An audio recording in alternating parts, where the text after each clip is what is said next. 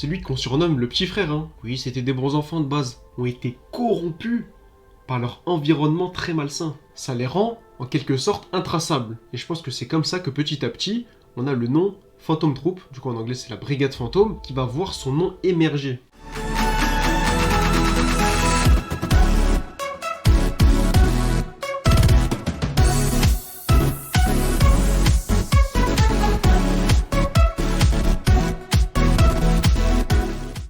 Salut à tous, Yazi sur Diavolo TV, j'espère que vous allez bien. On se retrouve pour le chapitre 396 d'Hunter x Hunter, la review du deuxième chapitre des mémoires de la brigade fantôme. Mais qu'est-ce qui se passe dedans déjà? J'ai 2 points soulignés. Enfin les gars, le retour de Gon adulte à travers le Ranger rouge. C'est ce qui m'a choqué moi à sa première apparition. Et aussi Phaeton, la coupe tout ébouriffé, qui fait penser à un mème assez connu. Mon trêve de plaisanterie, dans ce chapitre 396, on va beaucoup plus en profondeur quant à ce qui s'est passé lors de la formation de la troupe, la Phantom Troop en anglais, donc la brigade fantôme, qui s'est faite contre toute attente, à tout hasard, avec une équipe de fandub. Et tout le monde va se regrouper autour d'elle. Donc cette review comportera 2 axes. La première, ce sera tout ce qui tourne autour de Kuroro, de son leadership, de son charisme. Et dans un second temps, ce sera la troupe, son environnement et ses influences pour voir comment et pourquoi elle en est arrivée à ce qu'on connaît aujourd'hui. Le premier incident qui arrive dans le chapitre, du coup, c'est la bobine de la cassette qui est en train de s'en mêler et qui malheureusement provoque une coupure de son. C'est-à-dire que lors de la diffusion où il y avait un engouement énorme, c'était assez dur de garder son calme. Et Kuroro, lui, déjà très à l'aise avec le public, décide de prendre le micro, aller sur le devant de la scène, se présenter au public, essayer de faire 2-3 vannes, calmer un petit peu la tension, de déteindre un peu l'atmosphère. On voit que lui il était déjà très à l'aise déjà avec son équipe, dans le doublage aussi. Le mec, c'est lui qu'on surnomme le petit frère, hein, je rappelle.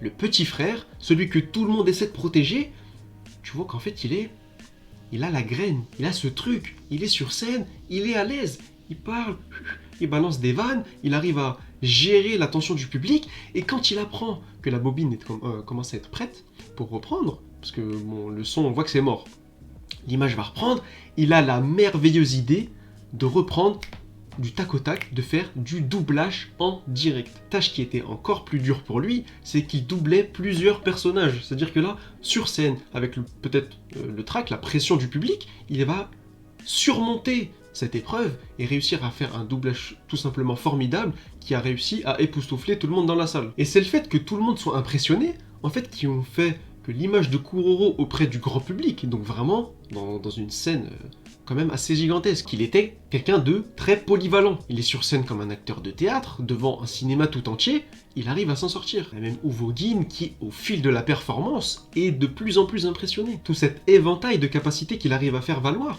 et ben on voit que lors de son choix de sa capacité de naine, du coup qui est Skill Hunter, le fait qu'il arrive à voler des capacités de naine et à en faire un usage prodigieux, ça a fortement été influencé par ses expériences passées. Je vous arrête tout de suite pour ceux qui pensaient que lorsque Kuroro doublait le Graffiti Graffino et le monstre Kanguro, il utilisait sa capacité de naine.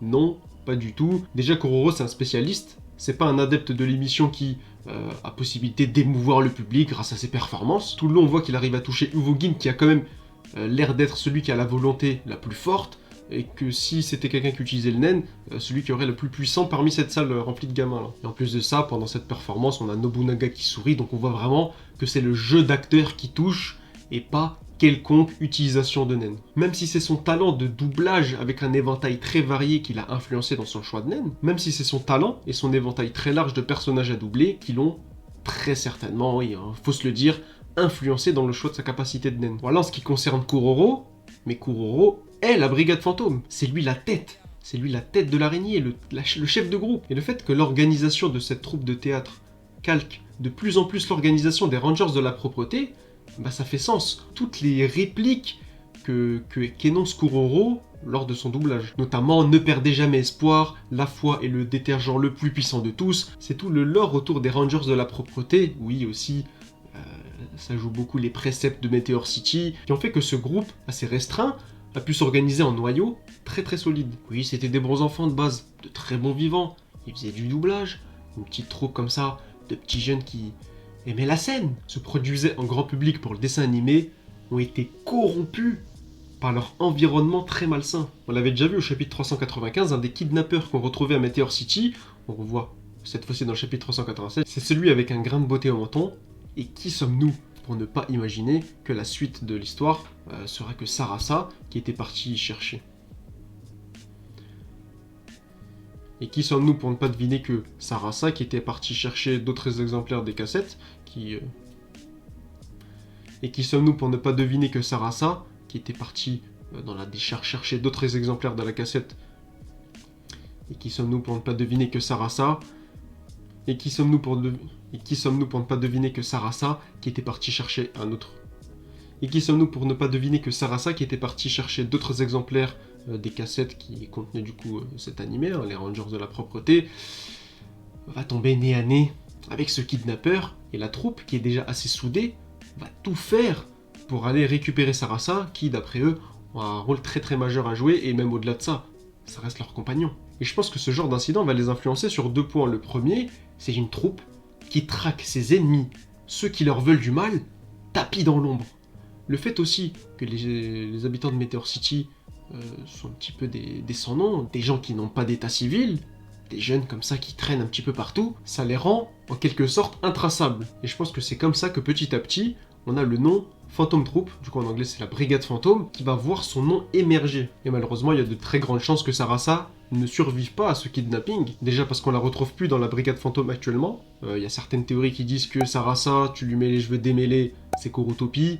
Moi j'y crois zéro. Déjà, pourquoi on l'appellerait Kurotopie alors que chacun des autres membres, que ce soit Kuro, Uvogi, Machi, etc., ils ont gardé leur nom. Donc à partir de là, ça matche pas. Et deuxièmement, c'est par rapport à la forme des yeux. Oui, c'est un petit détail. Pour Finks, pour Charnal, leurs yeux, leur design, ils restent pareils. Donc il n'y a pas de raison que ce soit le cas pour elle. Et en plus de ça, c'est ce genre d'événement un petit peu dramatique, traumatisant, qui va faire que la Brigade Fantôme va changer du tout au tout. Elle va passer sur une autre dimension. Et c'est là que je disais que ce genre d'événement va les influencer sur un deuxième plan. Cette fois-ci, c'est par rapport à leur aspect de voleur. Le fait qu'ils cherchaient des cassettes, qui est quelque chose pour eux de très rare et important pour l'époque, va les transformer en réels voleurs, des chasseurs de trésors qui, à la moindre occasion ou au moindre butin attirant, alléchant, vont tout faire pour aller mettre la main dessus et avoir soit une exclusivité, soit pouvoir le revendre, etc., etc. Il reste encore 4 chapitres avant le chapitre 400, là où Togashi prendra sa pause, la fin de la salve.